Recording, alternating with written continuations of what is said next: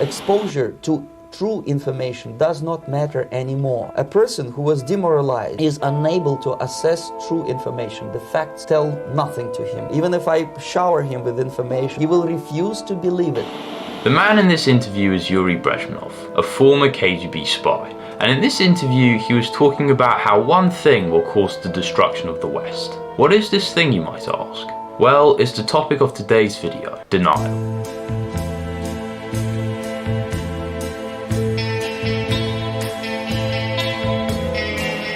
The world has become a place full of distractions. The rise of social media and technology has caused a lot of this change. But over the last few years, I personally noticed a change in people. What I noticed was that it was becoming more and more difficult to have meaningful conversations with others. When speaking to people about political events which have occurred over the last couple of years, I noticed that I was getting the same sound bites on everything.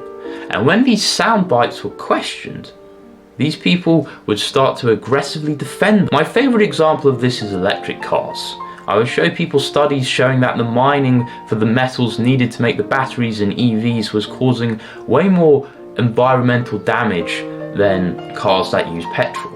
And not only that, but slave labor, and in lots of cases child slave labor, is used to mine these metals. But I'd always get the same answer back: you don't know what you're talking about. Climate change. Oil is bad. It's not the fact that people were disagreeing with me that was interesting. It was the fact that I was always getting the same answers. And when I'd question these answers a little bit, they would just get aggressive about it.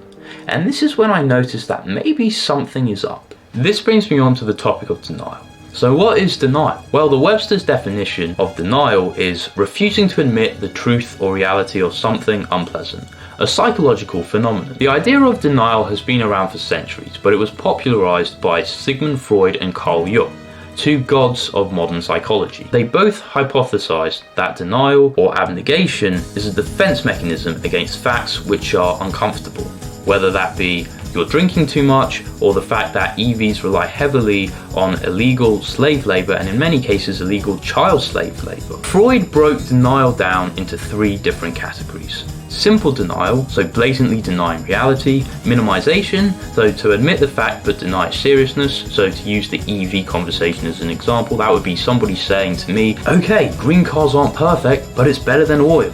And projection, so to admit both the fact and seriousness but deny responsibility by blaming something else. Yet again, to use the EV conversation as an example, that would be somebody saying, I get where you're coming from, but I'm just trying to save the environment. Now for Carl Jung's theory of archetypes. An archetype can be considered part of a personality. There are four main archetypes which Carl Jung wrote about: the persona, the shadow, the anima or animus, depending on whether you're male or female, and the self.